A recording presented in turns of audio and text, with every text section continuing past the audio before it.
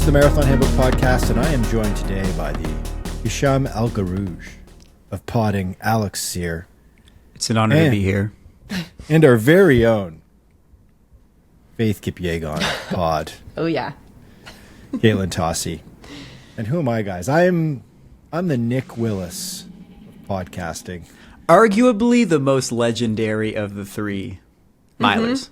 I would say. And famously old at running a sub 4 minute mile. I am one of those two things, not a sub 4 minute miler, unfortunately.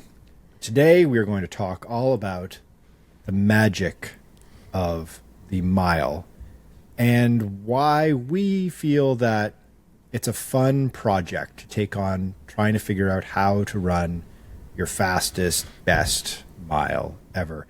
No matter how talented you may or may not be at running, certainly I lack the speed and talent at my age now to run super duper fast in the mile, but I still think it's a really cool project to take on, particularly in the summer months. And we're going to explain how it is that you can train in a pretty short turnaround for a mile, like as short as 4 weeks. 4 weeks. Mm-hmm. Yeah. I think you can do some damage in 4 weeks of dedicated miler training. We're going to get into that. We're going to talk about some fun benchmarks that everyone can target as well. But first, I think the important place to start here is, and this is something the three of us went down a deep rabbit hole in this one.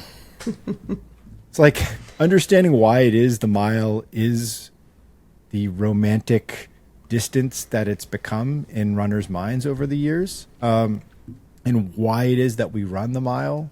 And there's like a lot of confusion about like the mile versus the 1,500 meters, which is sometimes referred to as the metric mile, and so on and so forth. But you guys want to do a little history corner first? Let's do it. Okay. How's your Latin? Oh, boy. I was in Latin in 7th grade, I think, for 1 year, but not very good. Just remember the puella. That's it. I'm born in 1995, so Latin has been a complete non-issue in my life. Thank you, Alex. Always, Caitlin, just one thing. He's got to say something every single podcast, doesn't he, Michael, to put us down? Well, Latin was finally outlawed finally fell out of favor as the dominant language when Caitlin and I were teenagers. So it's outlawed. Like, you're not allowed to speak Latin. Yes, exactly. Secret language. So mile is derives from the Latin word or term, probably pronounced mille passus, which means 1,000 paces or 1,000 Roman paces. So let's get into a time machine. There was a dude named Agrippa who was a ancient Roman general and architect. Fun fact, he designed the Pantheon in Rome. Ooh. Tassi, you ever been to Rome? You're Italian. Yes, that's why. No. Yes, I have. You feel this pull to go back to the homeland.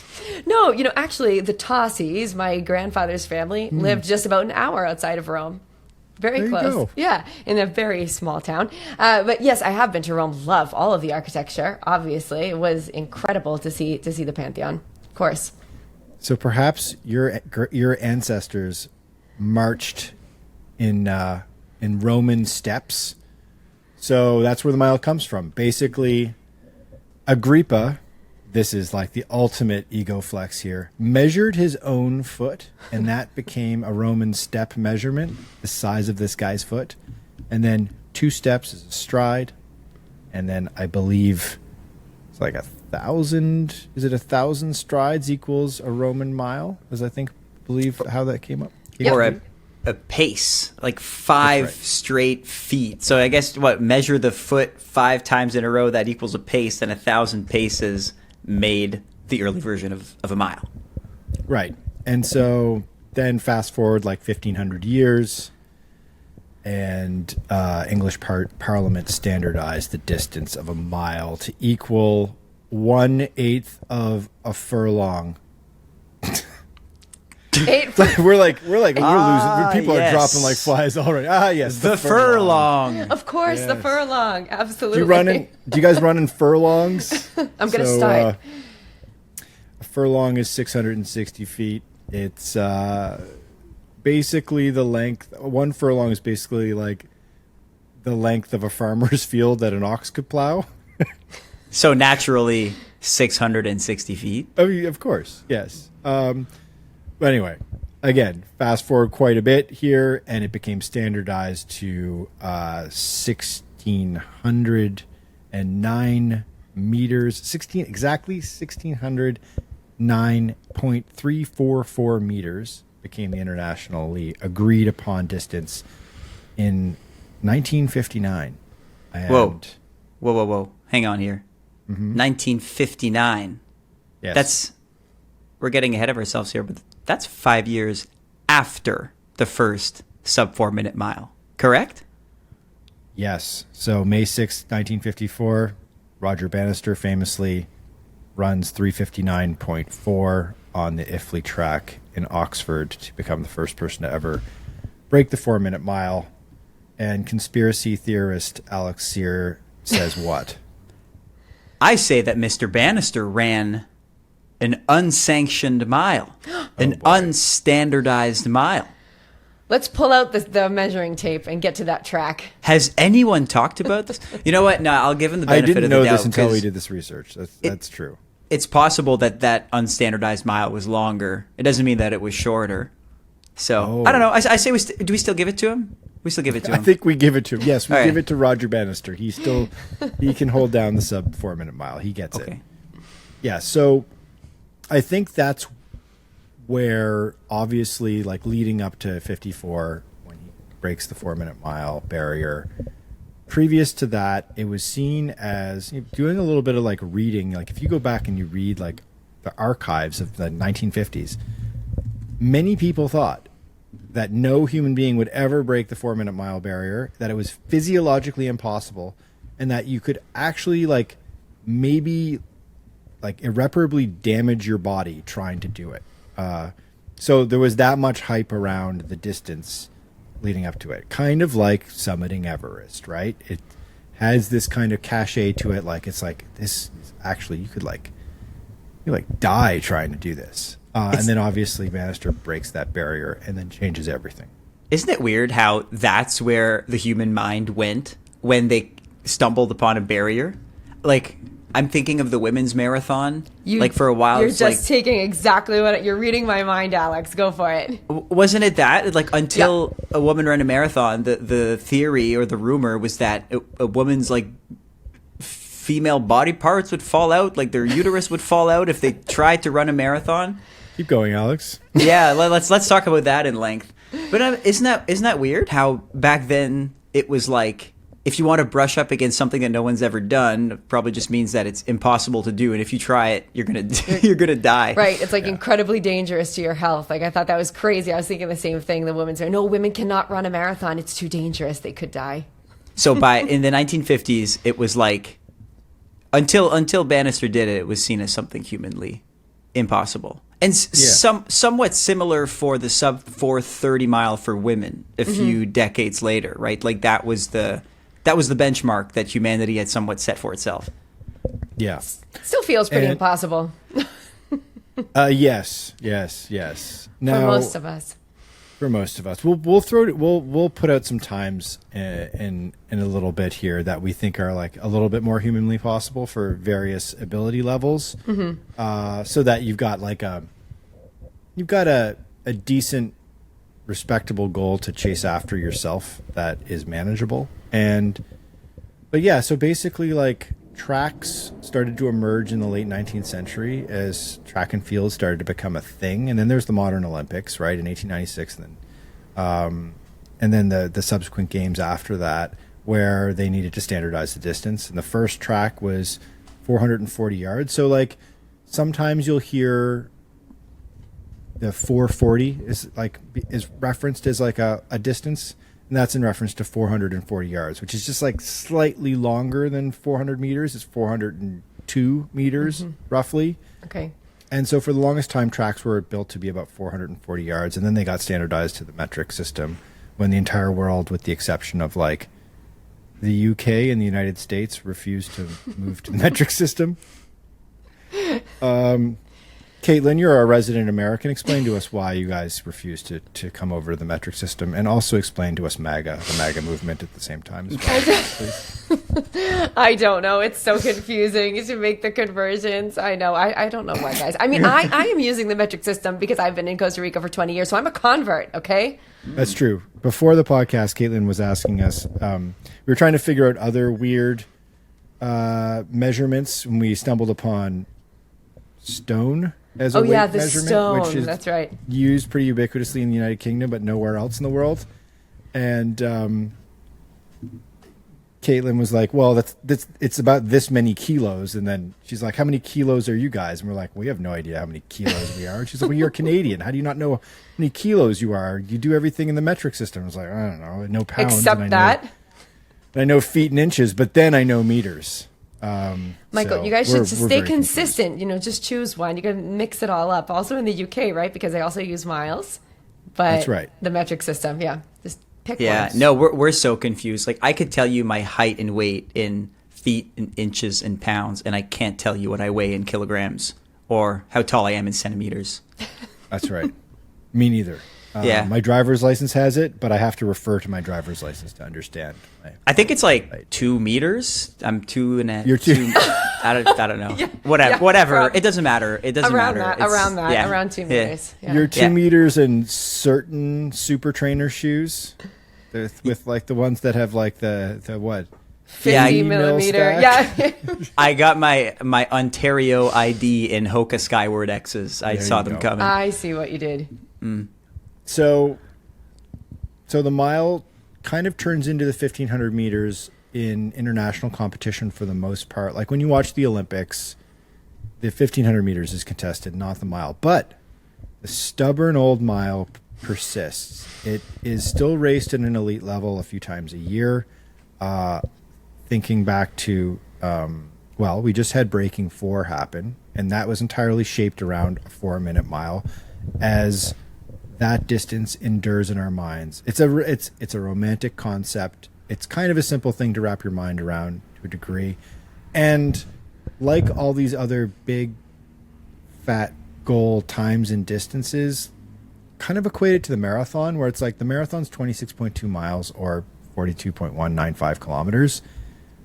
And that's a magical distance because I think if you're starting out in running or of a certain ability level, you want to crack 4 hours. And it just works out that like that distance makes a sub 4 hour marathon challenging but doable for a lot of people. And then you move down to like sub 3 hours, and that's a huge number for a certain sub sector of the running world. And then obviously for the best of the best on the men's side, the sub 2 is this kind of like the great beyond, right? It still has not been broken on a sanctioned course. Kipchoge is the only person to ever do it in a non-sanctioned race. So similar to that, the mile has these kind of like big fat numbers associated with this kind of screwy specific distance. So the world record, let's put a benchmark down, something that we can all compare ourselves to. Great. And be in.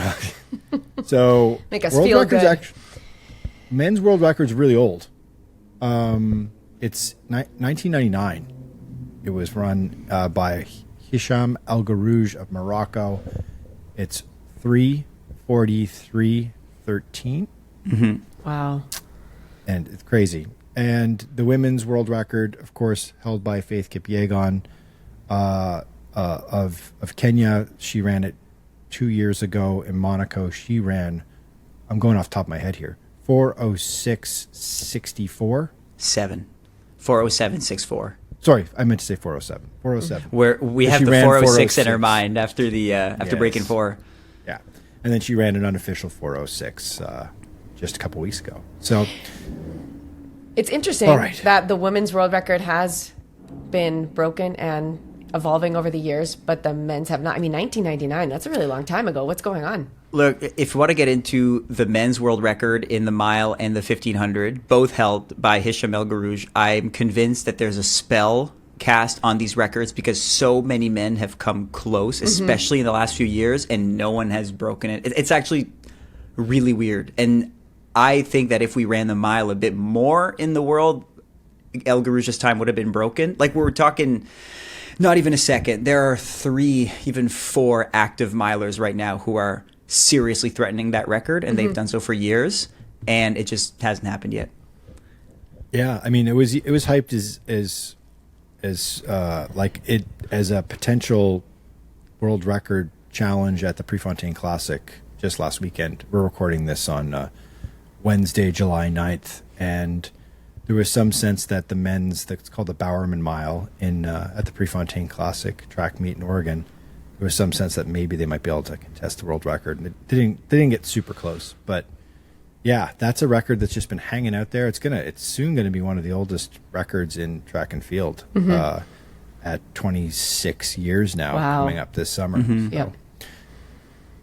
All right, let's take a quick break, and then after that, we'll get into the science behind how to run your best mile and how to unlock your ideal, your perfect, your apex mile performance.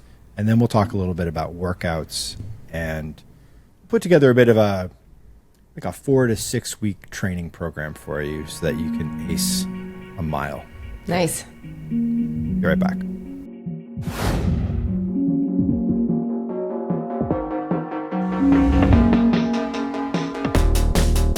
All right, the science behind running your best mile.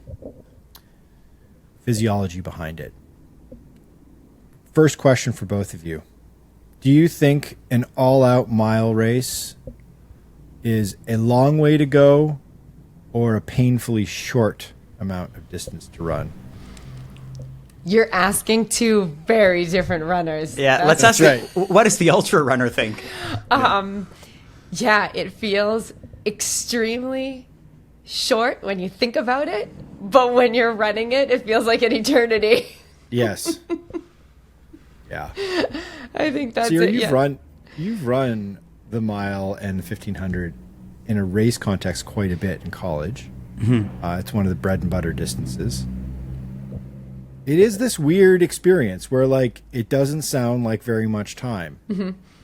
And then when you're running it, it kind of starts to feel like an eternity after about 600 meters. Yep. Yeah. Especially if you go out hard and you find yourself way past your lactate threshold early.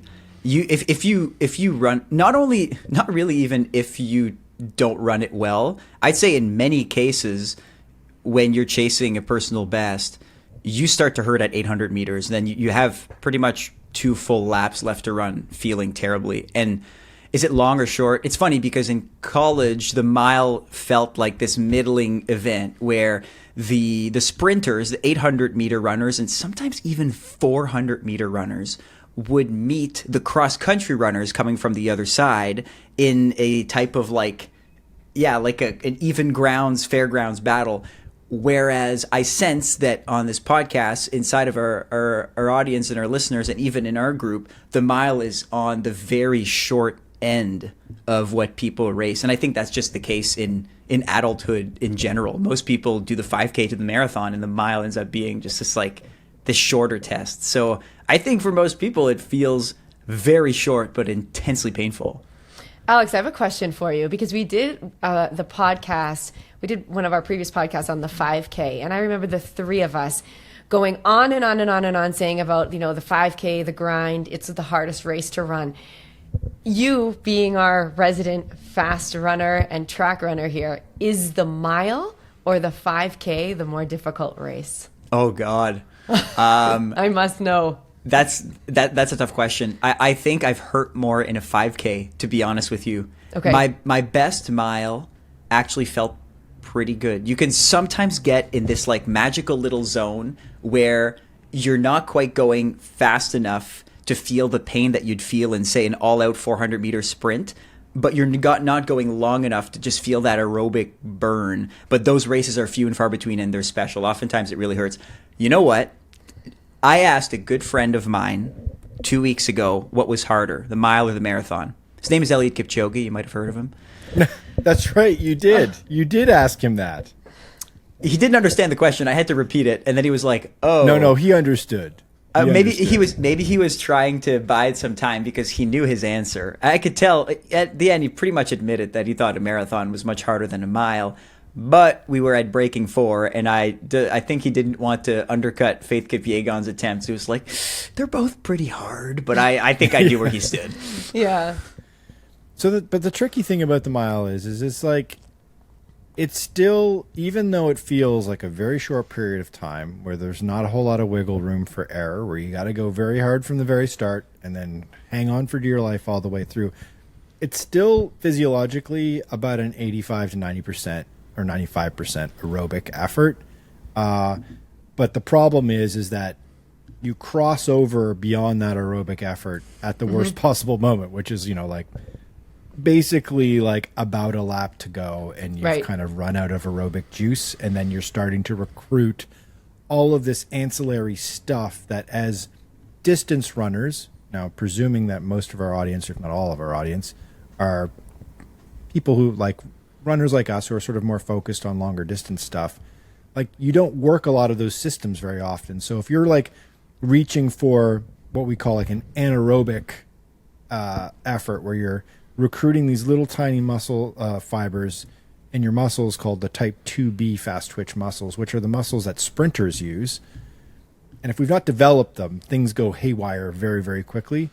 But if we do develop them, which we'll talk about when we're talking about workouts, you'll be able to reach for those, and for a very short period of time, kind of like a fighter jet with afterburners, to just like scoot a little faster for a couple seconds to evade a missile. It's like the type 2B fast twitch muscles can give you that little extra for a very short period of time to get you through to the finish line. Mm-hmm. Yeah. One cool thing about breaking 4 is that it created a whole lot of like scientific mile content in the mainstream media that we got to read about and learn more. And I mean, even as a miler, there's a lot of these things that you kind of feel like you know, but you don't know until you learn more about them anyway. So I've never heard the mile being explained this way, but physiologists call it a supramaximal event, which means it's a run that makes you use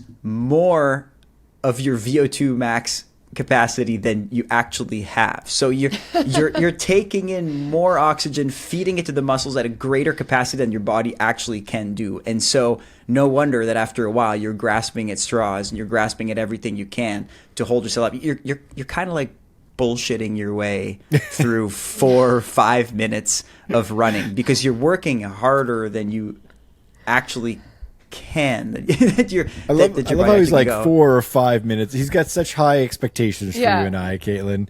4 to 5 minutes of running. Well, more like 5 to 7 minutes of running. And you're like telling your body, just like, shh, don't worry. Nothing's happening. I'm not doing anything. You're tricking it into running this mile. Is that what you're saying? And by the time it's over, your body finally realizes what's going on. Yeah, you're tricking it. And this is a question for the physiologists out there that I don't quite know the answer to, but your energy, the way that you're using your energy systems probably changes a little bit based on how long you're running. So if you're running a 4-minute mile or a 7-minute mile, your body might be doing something a little bit different because then you're calling upon it for longer or shorter, almost double the time. So, yeah.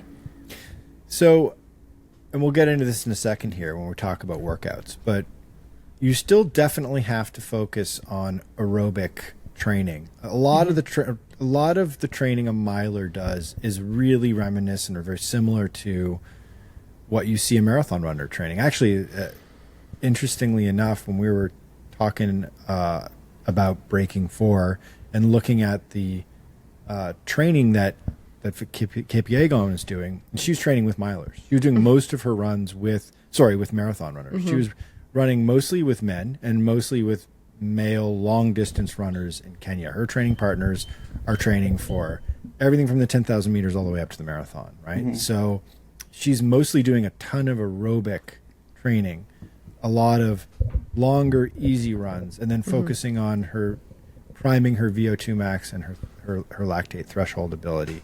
But then really specific stuff, which we'll get into in workouts, that's really important, is training in like hyper efficiencies, physiological efficiencies, so that like neuromuscularly you're like completely sound, that your form is really tight, and that you're like, you don't turn into like a kind of like a wet noodle in the last lap of the 4-lap experience of the mile.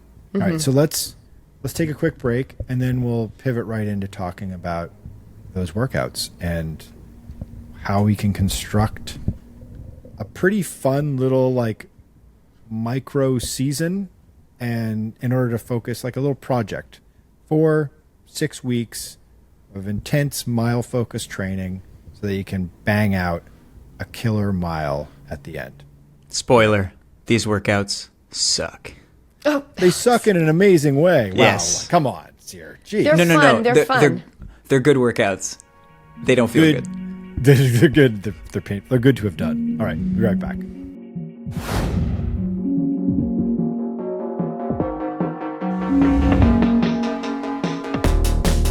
All right. 4 weeks to build towards mile glory.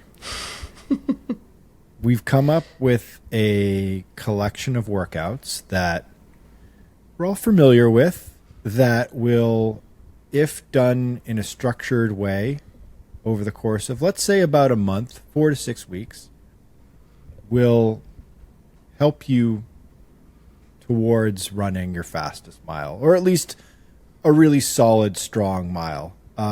Should preface this by saying that, like, probably doesn't hurt to have done a bunch of base building running leading up to this. Yeah. You know, Yep, consistently definitely. running at least a few times a week, so that like you've got some aerobic fitness going. I think going from like having not run at all or for a long while to doing mile training is going to make it, it's not impossible, but it's going to introduce the potential for injury. It's a little risky. Certainly because you're running pretty hard in some of these workouts.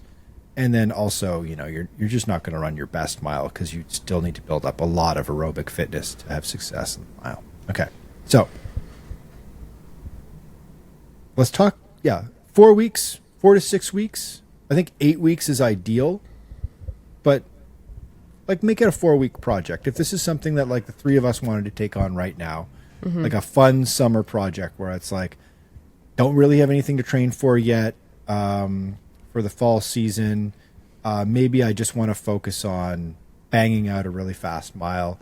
This is what I think I would do, and let's go through the structure here. I think that the mile, I mean, just so kind of people understand why you even want to work on the mile, it's not just to have the mile time, right? I mean, the mile, that work is going to transfer to whatever you want to do in the future. So it's going to improve all of the consequent distances. So if you're, a 5K runner, a 10K runner, a marathon runner, everything, all of the benefits that you're going to reap for training for the mile are going to help you in that training. So if you're going to, you have a marathon later on or in the spring or in the fall, this is kind of like a warm up and some working on some really great speed to get you primed for the longer distances. So I think that's, because the mile, if you think about what you need to work in the mile, it's strength, speed, and stamina.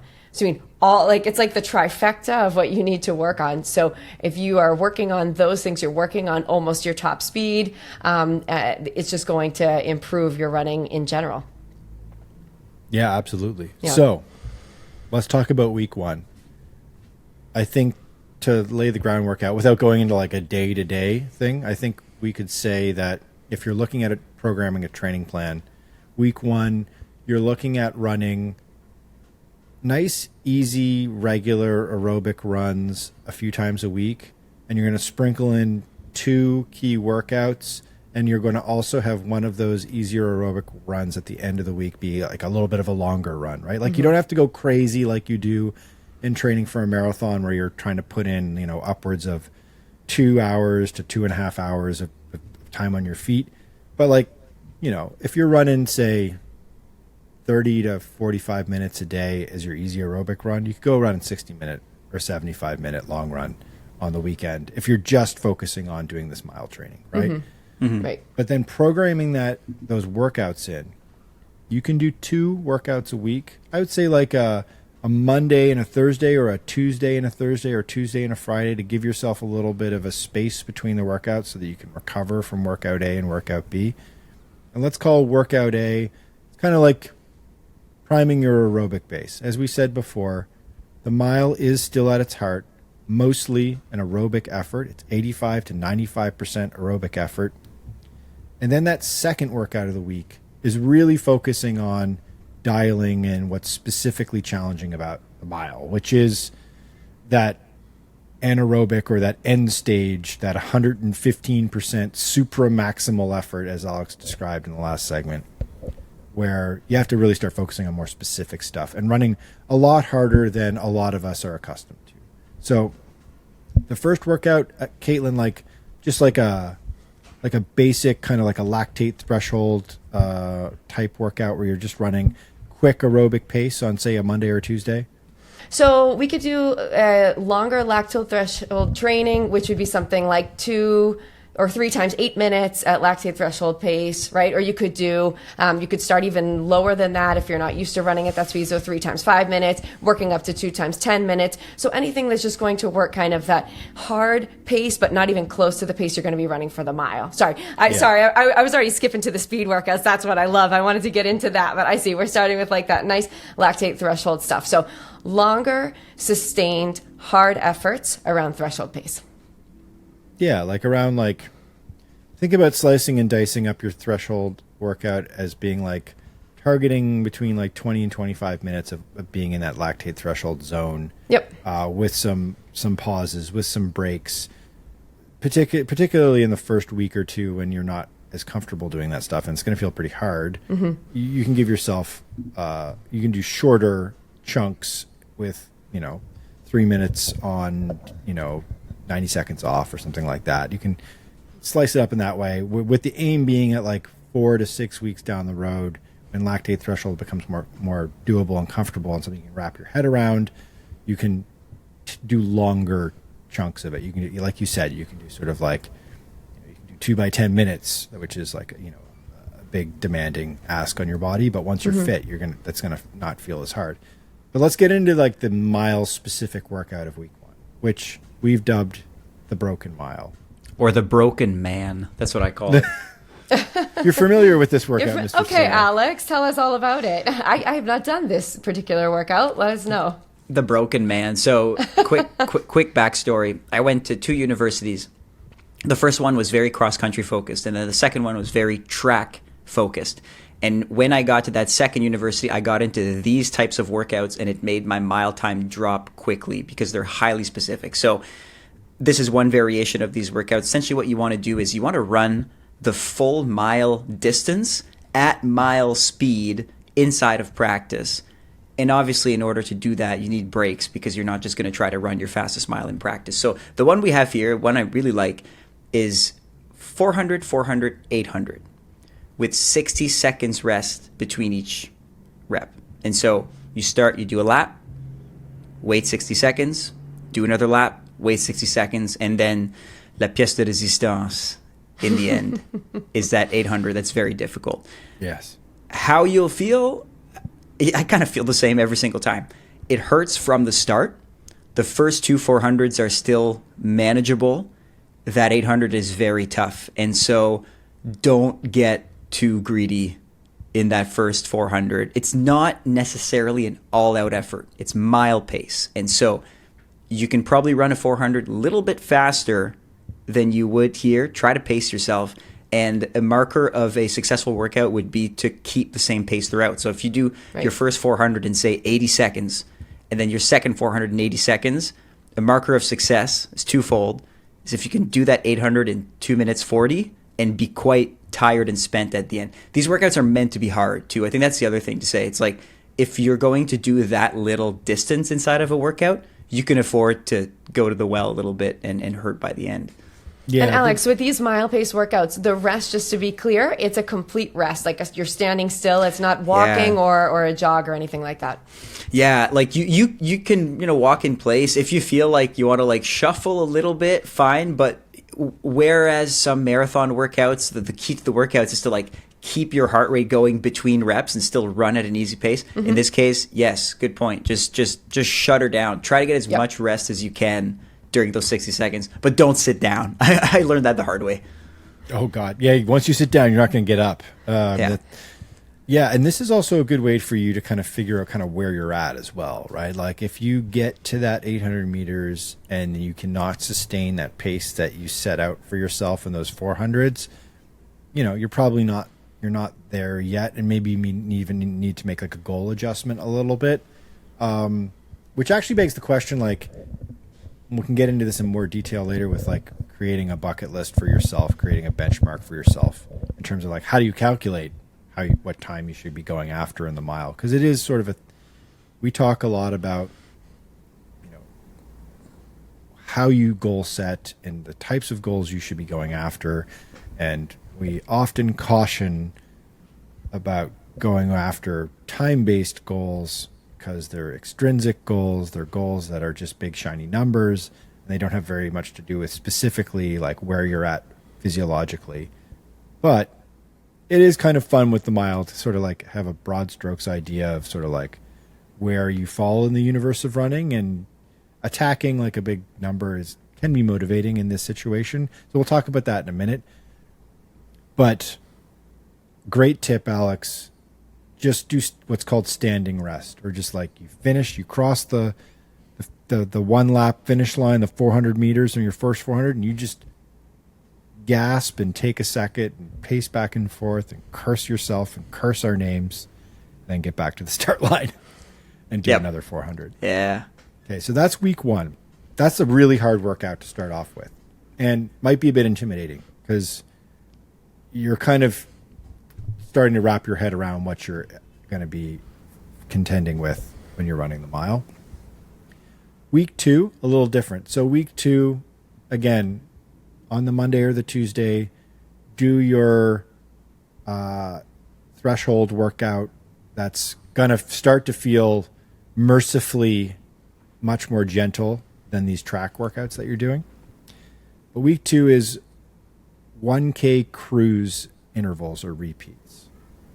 So, Caitlin, let's unpack that one a little bit because it's a little different than week one. Yeah, so here we've got three. Now, this is going to depend on your fitness level, how many reps that you can do. But here we've generally got 3 times 1 kilometer at your 5K pace. So this is going to feel a little bit easier, right? Because you're not pushing that goal mile pace. So it's not as taxing, but it's still going to be really hard because it's a 5K pace. So you want to do 3 times 1 kilometer with a short recovery in between. Usually you can go anywhere from half of the time it takes you to run that kilometer to the full time it takes you to run that kilometer. So it totally depends on your fitness level, but usually about 50% is pretty good for most people, up to the 100% of what it takes you to run that kilometer, as long as you can recover.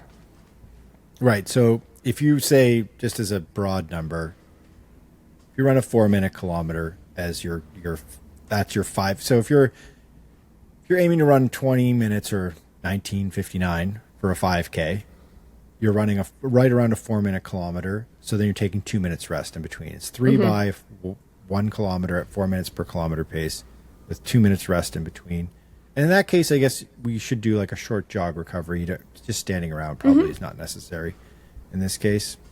And that one, while it's not specifically attacking all out mile pace, it's VO2 max pace, it still will definitely help with your mile training. Mm-hmm. They say that that's the quickest way to get fit is to load up on VO2 max workouts. So for this purpose, like a 4 to 6 week mile training camp, it's probably good. And okay, can I go into workout number 3? Because I just noticed something about these 3 workouts. I love the trifecta.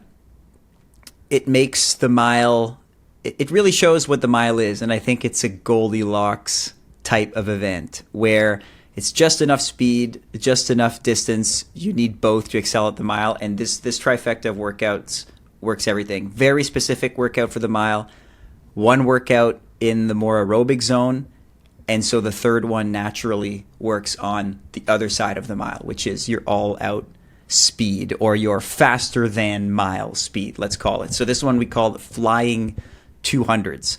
6 to 8 times 200 meters faster than mile pace with a 200-meter jog. So this one is pretty neat to do on a track because your starting place and your finishing place is always kind of the same. You're basically doing 6 to 8 laps of a track, with half of the lap you're giving her and then half the lap you're recovering.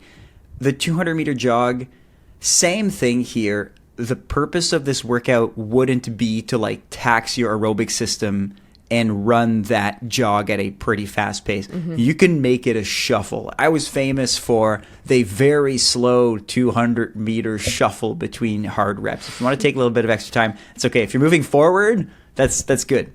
And the faster than mile pace, I think the other thing to keep in mind, and I've made this mistake before, and this is why I'm bringing it up, is yes, you're going fast, and it might be the fastest reps that you've ever done, especially if you're usually training for 5Ks to the marathon. You'll rarely go that close to your max speed. Still, make sure to save a little bit. Don't go beyond what your body physiologically can do. This is rife for hamstring strains. Like, this is that type of workout. Make sure to warm up as you usually do. And if anything, take the first rep a little bit slower and try to like work your way down to something a little bit faster. This is not all out sprint every time. You won't be able to finish it if you're trying to sprint as fast as you can. Just take your mile time, challenge yourself to maybe drop a second, maybe 2 seconds off of that 200-meter time, and then just give her. So same thing. Like if you're looking to do a mile, okay, now I'm going to have to do math. If you're looking to do a mile in just about 5 minutes, so let's do 5 minutes because it's kind of easy to calculate. You're looking at roughly 36 seconds per 200, give or take. Ugh. Yeah. Yeah. If you can bring that down to 35 or 34, you're well in range. Like that workout's going to work for you. You're hitting me where it hurts right now, Sear. It's sort of like that's kind of the ballpark of where probably I'm at realistically right now. And those workouts sound hard. And that 200-meter pace sounds awful to me. So yeah. But yeah, that's the kind of the number. Those are the numbers. Yeah, for yeah. sure. And then obviously, adjust accordingly. I think it's a good takeaway from just looking at these 3 workouts, and just a reminder to everyone listening. Here's Coach Caitlin. Here's a reminder. Just when you're training for anything, and the mile, it's hard to do this, but when you're training for anything, you want to run some of your runs at faster than your goal race pace, right? And that's really hard when it's a mile because it's such a tough effort. And that's the flying 200s. Then you want to run some of your miles at race pace, and then a lot of your miles slower than race pace, right? So it's just important to always have that variety within every single week. The majority being, as Michael mentioned, that aerobic base as well, those nice easy runs, but those specific workouts being at race pace and faster than race pace. And we should also say the key to all of this and to having success at all these, particularly these workouts, is to do a warm up.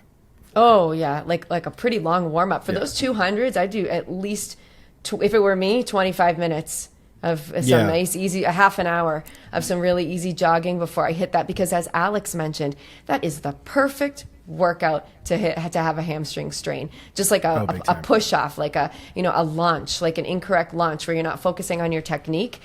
So just to minimize the risk, make sure that you've got a really nice long warm up in there. And if you wanted to, I would say if you want to have like absolute success at the mile, you would take these 3 weeks that we've just described, and then in week 4, you race. In week 4, you do your aerobic running as usual during the week. You do your easy runs during the week. And then you can program in, just go. You don't need to have a race because finding a mile race can be tricky. There's not that many of them. And there's not that many of them for recreational runners for sure. But just go to the local track, do your 4 laps. You can add 9 meters to the end to hit a perfect exact mile.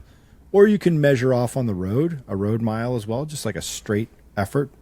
You know, if you've got a running route that you like that's got a relatively flat, straight, reasonable mile stretch, you know, measure off that mile as best you can. I know that your Garmin is not going to be, you know, 100% accurate, but if you run it back and forth a whole bunch of times, it's kind of like you can mark it and ballpark it. If you want to get really fancy, you can measure it with a wheel, which you can order on Amazon. But create your race conditions for yourself. Create your proving ground, your course, and then in week 4, go for it.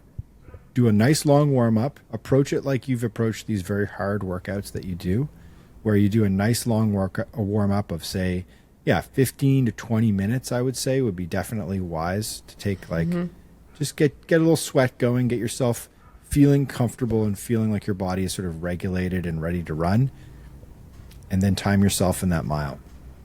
And then if you want to, you could repeat that same 4-week structure again, and then try another mile after the second go around of that 4-week structure. Or you can just train through 8 weeks and then try it once.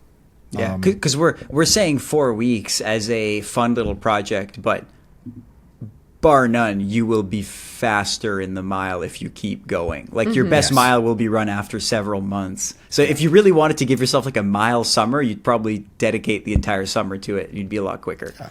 And you can race it a bunch of times, right? You can try 2 or 3 or 4 mile time trials for yourself to see if you've improved. And I would imagine that probably like the second or third one you run will be your fastest of, say, those 3 or 4. All right, so benchmarks, what you can target. I've written these out here. Let me know if you guys think that these are reasonable. Okay. I'd say if you're a beginner and you're newer to running, try to crack the 10-minute barrier in the mile. If you're kind of a recreational runner and you've run maybe a couple of races, maybe you've run some longer stuff, maybe you've taken on the marathon, you're starting to think about goal times and that sort of thing, you've been running for a couple of years, say anywhere between like 8 and 9.5 minutes for a mile. So 8-minute mile is about a 5-minute kilometer. And so if you can crack that 8-minute barrier, I think you're sort of entering a new echelon. I put intermediate as anywhere between that 7:59 and, say, a 6:30 mile. And then I go advance. I've got 6:29 to 5:30. Yeah. And then I've got what I called elite, amateur elite, sub 5:30 miler. And a sub elite would be sub 4:30 or sub 5 for women. And then like elite miling, of course, sub 4 for men, sub 4:15 for women. Those sound like reasonable numbers? I think that's pretty good. This means you're calling yourself an elite amateur, Michael? Yes, I am, Alex. I'm it's the only time I'm ever going to use the word elite in any capacity in my entire life. But I'm, I'd say at this stage in my life, I don't know about you guys. Let's do a little. Let's show our hand here a little bit. Where are you at in your running life, Caitlin? I'm training for an 100-miler Tossie. If you had to only run one of those 100 miles, what would you be targeting right now? Okay, I'm trying to think of it in pace wise, and think of like the most recent tests I've run, 3K and all of that. I would say that I would be just above that, what you just said. Maybe at like a 5:35 or a 5:40, because I think that I could hammer out a 3:30 pace for a mile. Kilometer, right? Like 3:30 pace. Like 3:30 kilometer pace for a mile. I think I could bang it out I would hope so. I mean, you guys are like, I'm training for this 100-miler. I have no business even thinking about trying to go run a mile. Like, why would I do that? And now I want to, because I want to see where I am. So the big question's here. You think you still have it in? Because you've been very close to a sub 4-minute mile. Yeah, it's funny. When I was thinking about this podcast, I realized that I think the mile is the first distance that I care about, because I think it's fair to say I don't really care about the 400 or the 800 meters. It's never really something that I've done. The mile, I think, is the first distance from all of those that I care about that I have finally made peace with the time that I have, which is kind of sad, I guess. Because I ran a good mile. On. Yeah, like when I think of the 5K all the way to the marathon, I feel like my better times are ahead of me. Mm-hmm. The mile, I don't know if I can say the same. Now, I'm sure my coach, John, will listen to this, and he'll message me after the pod and say, no, actually, Alex, we're going to have a mile block next summer, and you're going to challenge your mile time. And be like, shit. And anyway, it's going to happen. But I don't know. I start sometimes. I think that the mile is a bit of a young man's game. When you look at, or in a young woman's game, when you think of the top milers in the world lately, especially on the men's side for whatever reason, many of them are like 22, 20, 19. There's this like 17-year-old from Australia who's putting up like 350 or sub 350 mile times. And so I don't know if I have something faster in me. It might be behind me.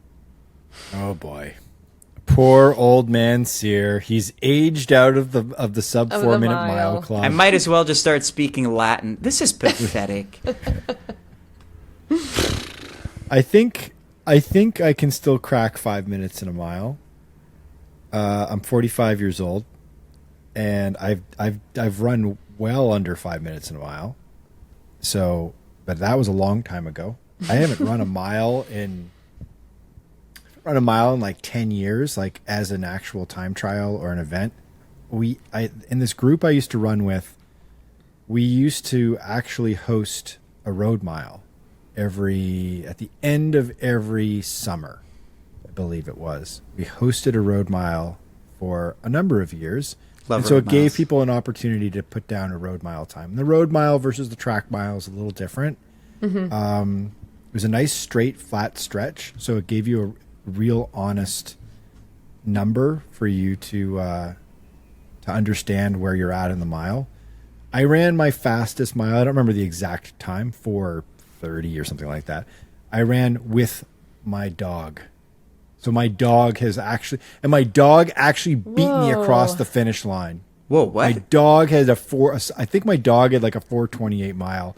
And I had like a 4:29 mile or something like that. What? Was it a greyhound? What kind of dog? No, he was a border collie, and he was an extraordinary runner. And wow. Was he doping? I was dog doping. I actually, that probably shouldn't count because I think you got pulled by your dog. My dog was on a leash and he was pulling me the entire time. Disqualified. And there were a couple of runners ahead of me, and of course he was like, "Screw you, Doyle. You're running too slow.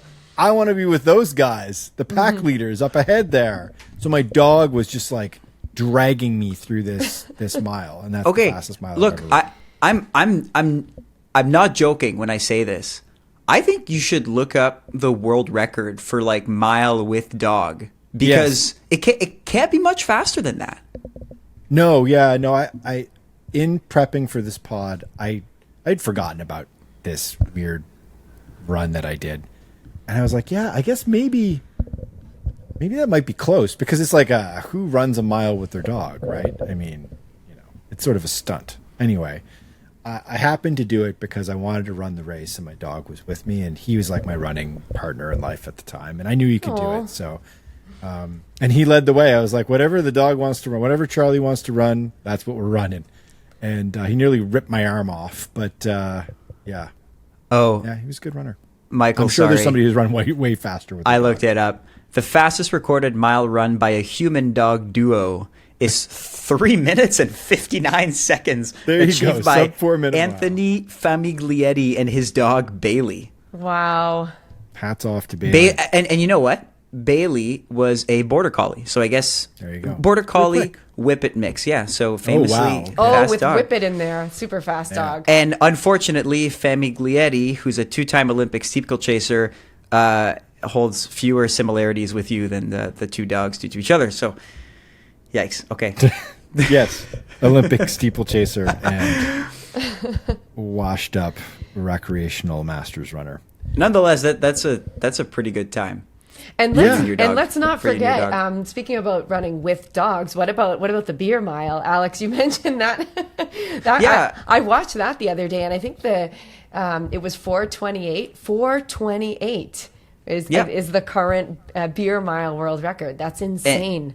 Yeah, and it has been for years. This is by a friend of mine, actually, Corey Belmore, who is from Windsor, Ontario, just on the border of Detroit, and high-level runner who at one point realized that he was also just really good at drinking quickly and running with a lot of fluid in his stomach, which was the perfect recipe for an amazing beer miler. I think he might have retired from the thing now, but yeah, he's got like this insane party trick. We can run a full mile and drink 4 beers inside of 4 minutes and 28 seconds. He was downing. I watched it in preparation for this podcast. And yeah, it's amazing. He was drinking the beer, I think, in less than 6 seconds, less than 5 seconds. He was just like downing it, and everyone else was taking so much longer, and they were falling an entire lap behind just because of the drinking the beer process, not even the running.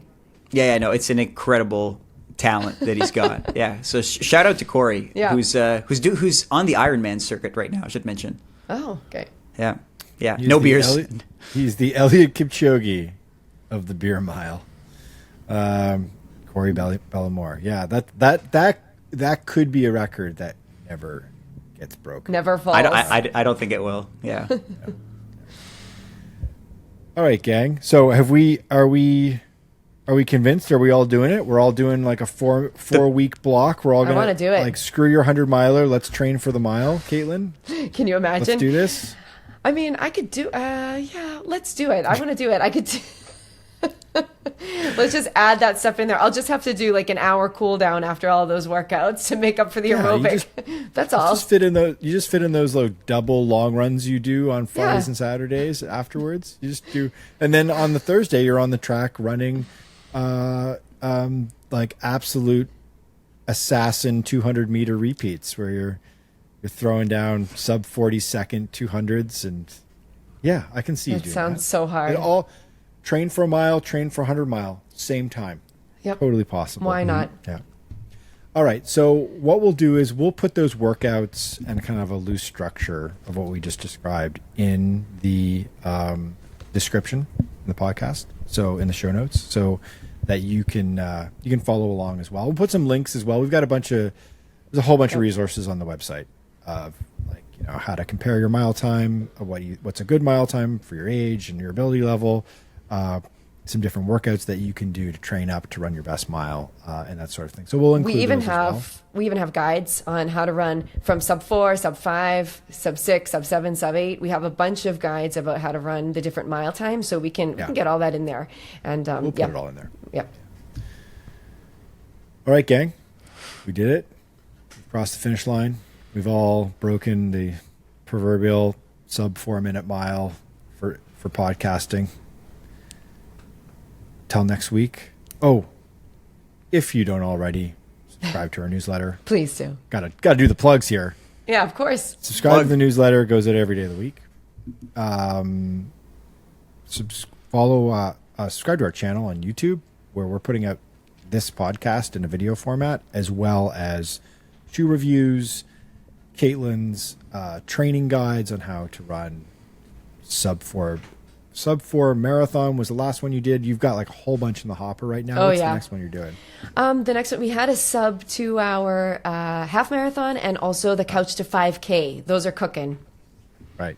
Mm-hmm. And then we're gonna work our way all the way down. I have long threatened and promised that at some point I will do a version of these training guides where I will do like how to run a sub 3 hour marathon, because that's sort of that's my passion project in life. So, and then we'll get Alex here can do the how to run a sub 105 half marathon guide for him and 5 other people. 5 other people, exactly.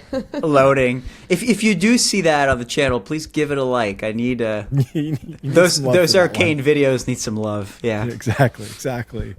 And yeah, what do you got coming up next, Alex, in terms of videos?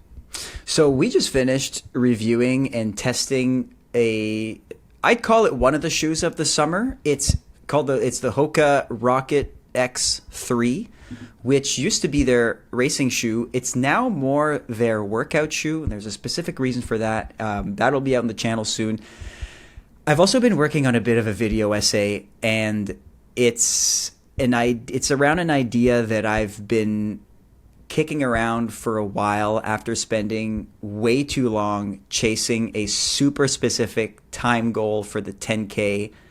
I've now started training for a half marathon this fall, and I find myself wanting to take a completely different approach and throw time goals out the window. And so I'm working on that. The video is helping me process it myself, and probably also just commit to the idea for the months that are to come. But I've started to gravitate away from super specific time goals, and it's all about that. And yeah, I'm wondering if other people might end up doing the same. Alex Sear is trusting the process and letting what happens happen on the race course. I like it. All right. Be sure to subscribe to our YouTube channel for that as well. And we're doing a big push on Instagram. We have doubled down on our Instagram account and are doing a lot of regular stuff, and it's continuing to grow. So make sure to give us a follow on Instagram as well. All right. Till next week, gang. Bye. Bye.